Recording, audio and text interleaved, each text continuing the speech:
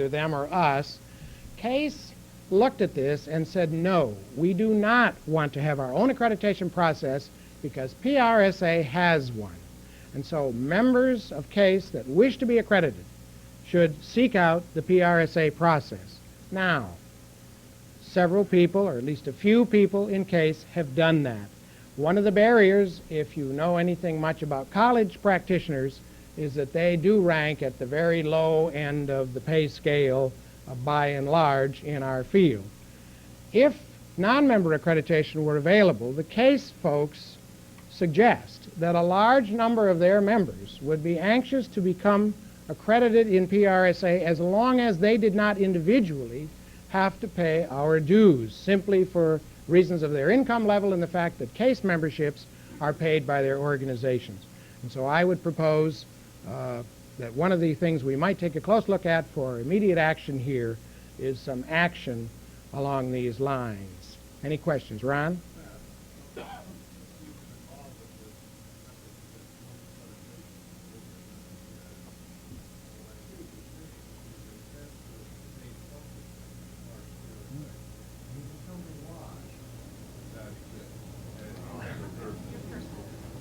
I wish I knew. I would let me tell you what the other organizations call it.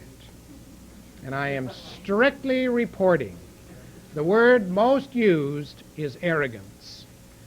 And if you've ever been to an IABC meeting, if you know the history of the growth of IABC, just to mention that one organization, or our friends in Florida or Texas or some of the other states, you probably know that there is at least a faction within those organizations who feel that we have felt that we were a little better. Now, there's a good argument, I think we'd all admit, to say we are a little bit ahead, maybe quite a ways ahead of most of our sister societies. We're older than most. We have been the leaders in many of these things. But maybe in a competitive, growing world, there comes a time when one steps down from that position and welcomes others aboard. And I think it has been that question of should we welcome others aboard that has generally been the barrier, if you will, Ron. Other questions? We will hear a proposal for levels of accreditation and for fellow status from Bill Fenton, another member of the task force.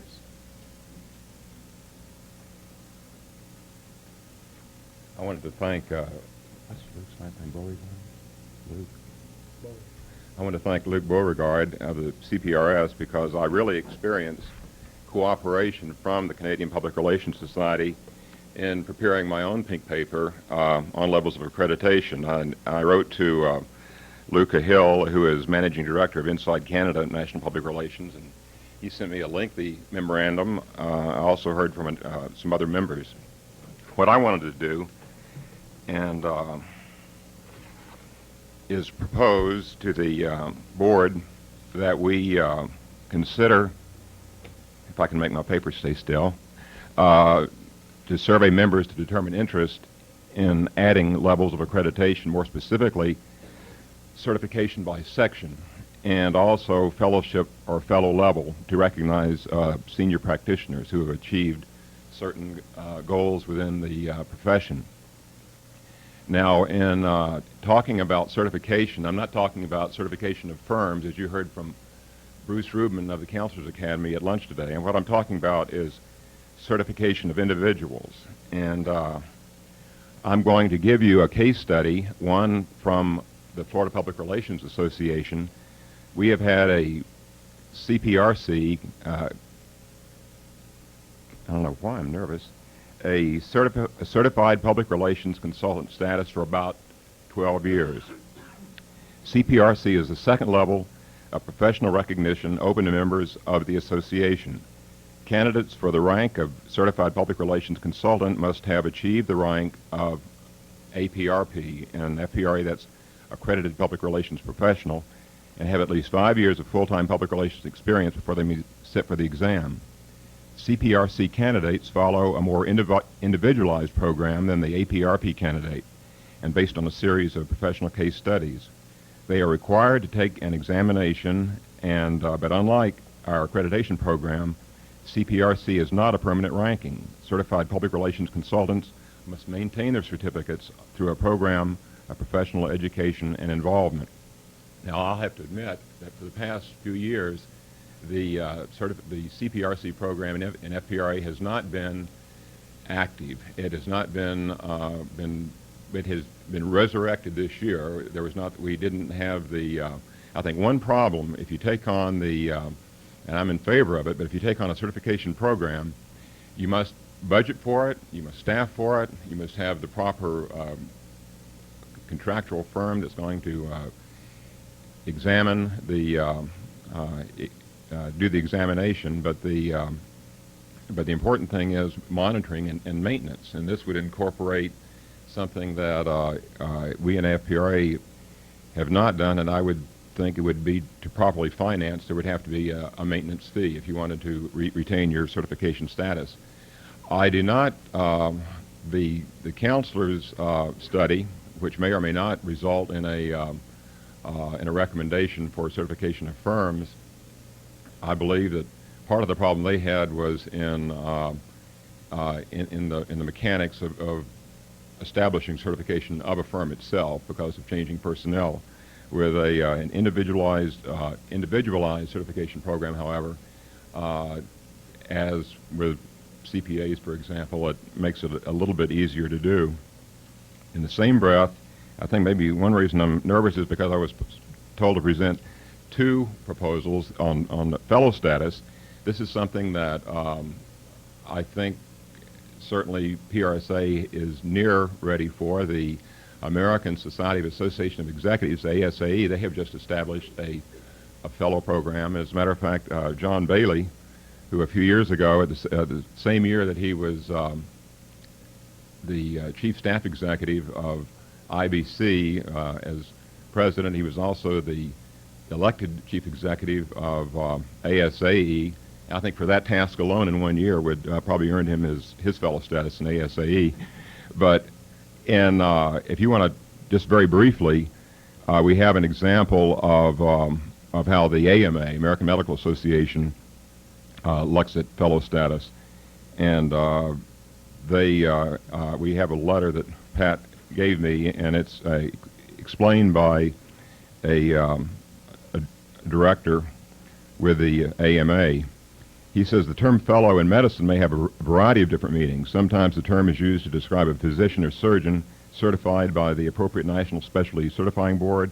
In other instances, it is used to refer to a person in a highly specialized program of clinical education or research. Finally, it is also commonly used for members of medical societies or organizations where the member is by nomination and based on merit.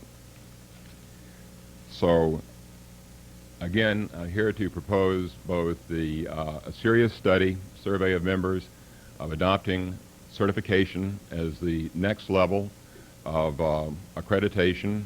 You would have to determine interest among members to be motivated. I think one of the reasons that the CPRC program in FPRA, again, was inactive for a few years, we probably didn't have the motivation. But now that it has been we've held an exam earlier this year. 5 have achieved, 5 new members have achieved the status of Certified Public Relations Consultant, and I can assure you there's going to be a lot more interest within the state association. Questions? Crystal clear.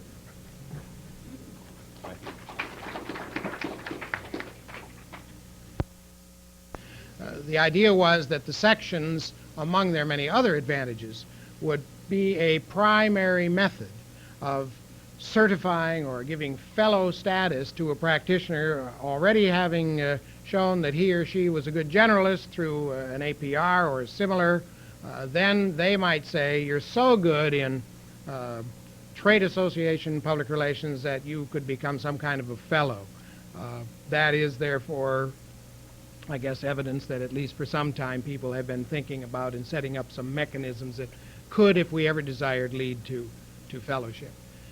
So far today, we've been talking about use of government entities, direct or quasi, to help us demonstrate that we have achieved certain levels of professionalism.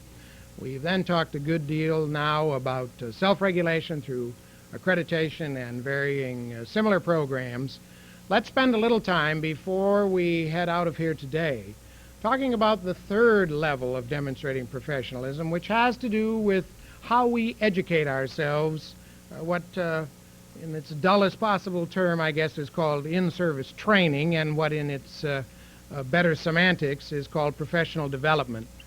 Certainly the leader in this kind of thinking within the PRSA for a number of years has been our past president, Cal Druck. And I've asked Cal if he would give us a little takeout on the career track, possibly working, if he can, into some of the current proposals for an actual progression method through PRSA, that after a certain time you would move to different levels. Cal, it's a pleasure to have you with us again. Thank you, Pat. I started in the public relations business in 1939 at a salary of $60 a week. And at that time, that was a very large salary indeed, because most of my colleagues were working for a great deal less than that. I've been interested that in the last few years, the public relations field has produced a great many millionaires. I know a lot of corporate people who have retired from corporate jobs, and their funding is in the millions of dollars. I know a lot of public relations agency executives who have sold their organizations to advertising agencies and had actual checks in their hands for millions of dollars. I think that the discussion that you're having might take a somewhat different tone if you look at public relations as a market-driven field. I think that it's interesting, I suppose, to paraphrase Maurice Chevalier, this is a great time to be alive, considering the alternative. I think we are headed into a golden age of public relations, but I'm not sure we're going to rise to the level that we need to fulfill it. I've felt for many years that we are living in times of insurmountable opportunities. Pat mentioned CASE, the college public relations group. Over the past few years, I've given seminars for about 250 of the leading public relations directors of the universities. And I've asked them how many of the 1,500 or so universities in the country have what you would consider Class A public relations operations, where the public relations director really works with the president or the chancellor and is an advisor and counselor. And I get no more than half a dozen. It would be hard to name 10 out of 1,500.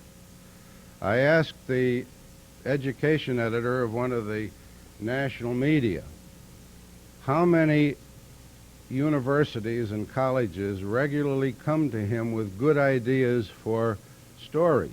Now, this is just the publicity end of the public relations function. He said, I would be hard-pressed to name 5. I have been involved for the past 5 years with the problems of the utility industry, the nation's utilities. And I keep asking, there are nearly 200 privately owned utilities. I keep asking, how many Class A public relations operations are there in the utility industry? And I have difficulty getting anybody to tell me that there are more than 5. 5 out of 200. And I ask in industry after industry, how many really top-level public relations operations are there around the country? And I rarely get more than a 2.5% to 5% figure. So you must come to the conclusion that there are enormous opportunities in this country for people who will raise themselves up to the level where they can fill those kinds of jobs. As many of you in this room well know, the executive recruiters who are looking for people for top corporate and agency jobs that pay upwards of $100,000 a year, rarely can find a universe of